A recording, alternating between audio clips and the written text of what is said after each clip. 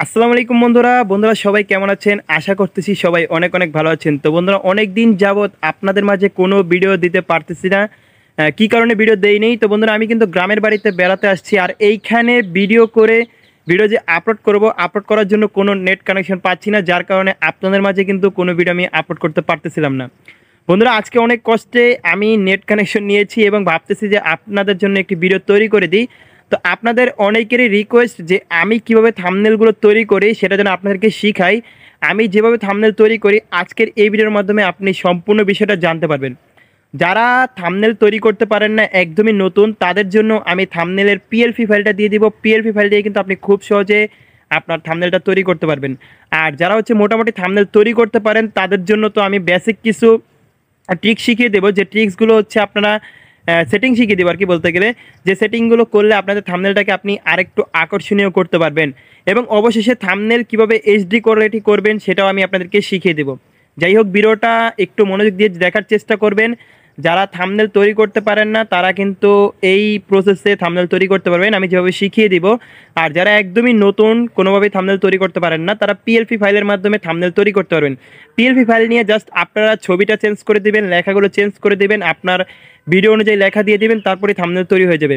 যাই হোক, আসুন তাহলে মোবাইলের স্ক্রিনে গিয়ে আপনাদেরকে আমি সম্পূর্ণ বিষয়টা ক্লিয়ার করে দিই, কীভাবে থাম্বনেল তৈরি করতে হয়, কীভাবে লেখার মধ্যে আপনারা কালার অ্যাড করবেন, 2টা কালার অ্যাড করবেন, 3টা কালার অ্যাড করবেন, তাছাড়া কীভাবে ফন্ট ডাউনলোড করবেন, সকল বিষয় আপনাদেরকে শিখিয়ে দিই। চলুন তাহলে স্ক্রিনে চলে যাওয়া যাক।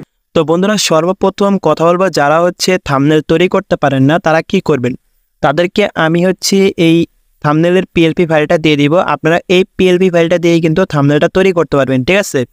আপনারা এই পিএলপি ফাইলটা আপনাদের যে পিক্সেলেব অ্যাপ্লিকেশন আছে এই অ্যাপ্লিকেশনের মধ্যে ইনপুট করে নেবেন। ইনপুট করে নেওয়ার পর তারপর আপনারা এইখান থেকে আপনাদের ছবি চেঞ্জ করুন বা লেখা চেঞ্জ করুন, আপনারা সকল কিছু এখান থেকে চেঞ্জ করে আপনারা থাম্বনেলটা তৈরি করতে পারেন। আপনাদের ভিডিও অনুযায়ী আপনারা এইভাবে থাম্বনেল তৈরি করতে পারেন।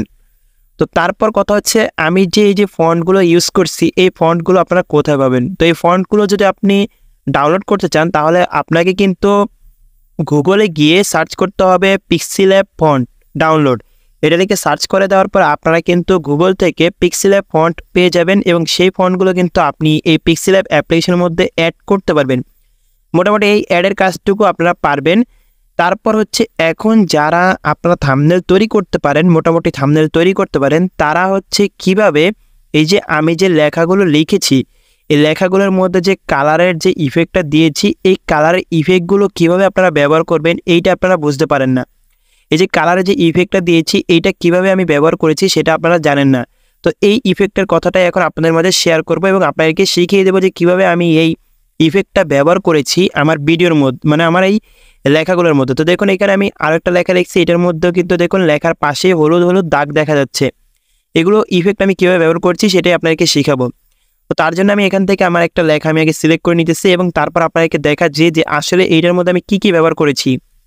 তো এই লেখাটা সিলেক্ট করে নেওয়ার পর এখন আমি যদি এই লেখার যে কালারটা আছে এই কালারের কাছে যাই এবং এইখান থেকে যে প্লাস আইকন আছে এই প্লাস আইকনে ট্যাপ করি, দেখুন এইখান থেকে কিন্তু আমি 2টা কালার নিয়েছি, একটা হলুদ এবং আরেকটা কমলা। এবং হলুদটা কিন্তু আমার উপরের সাইড আছে এবং কমলার সাইডটা কিন্তু নিচে আছে। তা আপনি যদি হলুদ কালারটা চেঞ্জ করতে চান তাহলে আপনি এই আইকনে ক্লিক করে এখান থেকে কালার অপশনে ক্লিক করে আপনি কালারটা চেঞ্জ করতে পারবেন।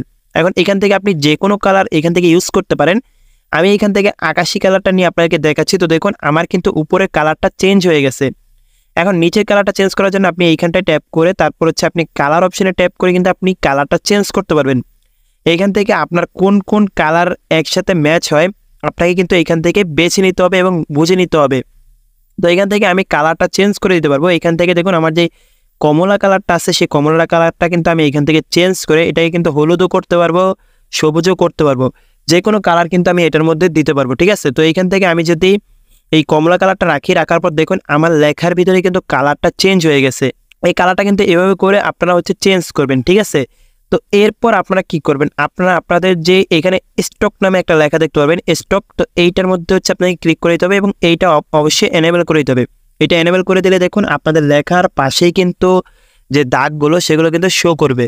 তো এই লেখার পাশে কিন্তু কালো দাগ শো করবে। এটা আপনারা যে কোনো কালার রাখতে পারেন। আমি এখান থেকে ব্ল্যাক রাখতেছি, আপনি চাইলে যে কোনো কালার এখানে ইউজ করতে পারেন। আর এখান থেকে দেখুন স্টক আমি 4 রাখছি, আপনি চাইলে এখান থেকে 2 রাখতে পারেন, 3 রাখতে পারেন, 4 রাখতে পারেন, এটা আপনার ইচ্ছা। তারপর আপনি এখান থেকে যে শ্যাডোটা আছে এটা আপনি অন করে দেবেন। শ্যাডোটা আপনার মন মতো এখানে করে নেবেন যে কতটুকু রাখলে সুবিধা হয়। তারপর এইখান থেকে দেখুন লেখা আছে ইনার শ্যাডো, ঠিক আছে। তো এইটা হচ্ছে মূলত একটা মেন জিনিস, এটাকে হচ্ছে আপনাকে এনেবল করতে হবে এবং এইটার মধ্যে কিছু সেটিং করতে হবে, যেটা করলে আপনার লেখাটা আরও একটু আকর্ষণীয় লাগবে। দেখুন আমি যদি এটাকে অফ করে দিই তাহলে আমার লেখার মধ্যে কিন্তু আপনারা কিছু একটা ইফেক্ট দেখতে পারতেছেন যে আমি অফ করে দিলে এবং অন করে দিলে কোনো একটা ইফেক্ট দেখা পড়তেছে। তো এটাকে অন করে দিয়ে আপনি যদি ওইটার যে কালারটা আছে এই কালারটা যদি আপনাদেরকে একটু চেঞ্জ করে দেখাই তাহলে হয়তো আপনারা বুঝতে পারবেন। তো এখানে দেখুন আমি রেড কালার দেওয়ার পর আমার লেখার সামনের দিকটা কিন্তু একটু রেড কালারের একটা ইফেক্ট দেখা পড়ছে।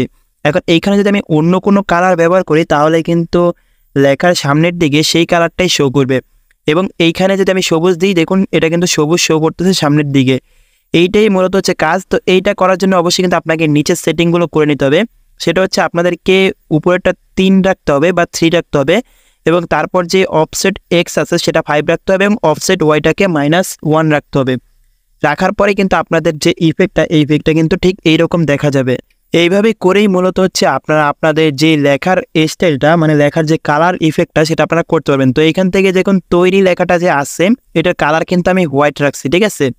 এটা কালার কিন্তু আমি হোয়াইট রাখছি এবং এটার বাইরে দিয়ে কিন্তু একটা হলুদ ইফেক্ট দেখা পড়তেছে। তো এটার কালার যদি আমি অন্যটা রাখি দেখুন এটা কিন্তু বাইরের কালারটা হলুদ রাখছে এবং ভিতরটা কিন্তু রেড একটা কালার ভাব আসতেছে, ঠিক আছে। ঠিক এইভাবে করে আপনারা যে কালারের কাজটা সেটা ঠিক আপনারা এইভাবে করতে পারবেন।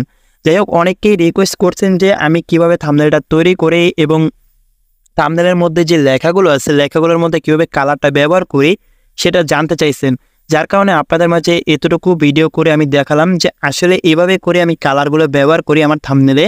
এখন যারা একেবারে থাম্বনেল তৈরি করতে পারেন না তারা অবশ্যই পিএলপি ফাইল থেকে থাম্বনেল তৈরি করতে পারবেন। পিএলপি ফাইল ব্যবহার করলে আপনাদের একটা থাম্বনেল তৈরি করতে আপনার বেশিক্ষণ লাগবে না। প্রথম আপনি চাইলে পিএলপি ফাইল ব্যবহার করে থাম্বনেল তৈরি করতে পারেন, যেহেতু আপনি থাম্বনেল তৈরি করতে পারেন না তাই আপনি পিএলপি ফাইলটা ব্যবহার করতে পারেন। যাই হোক আশা করতেছি এই ভিডিওর মাধ্যমে আপনাদের অনেকেরই উপকার হবে। তাই ভিডিওতে অবশ্যই একটি লাইক দিয়ে যাবেন এবং আমাদের চ্যানেলটি সাবস্ক্রাইব করতে ভুলবেন না। প্রতিনিয়ত আমরা ইউটিউব রিলেটেড টিপস অ্যান্ড ট্রিক্সের ভিডিও দিয়ে থাকি, যার কারণে চ্যানেলটি সাবস্ক্রাইব করে রাখবেন এবং পাশের বেল বাটনটি অবশ্যই ক্লিক করে অল প্রেস করে রাখবেন।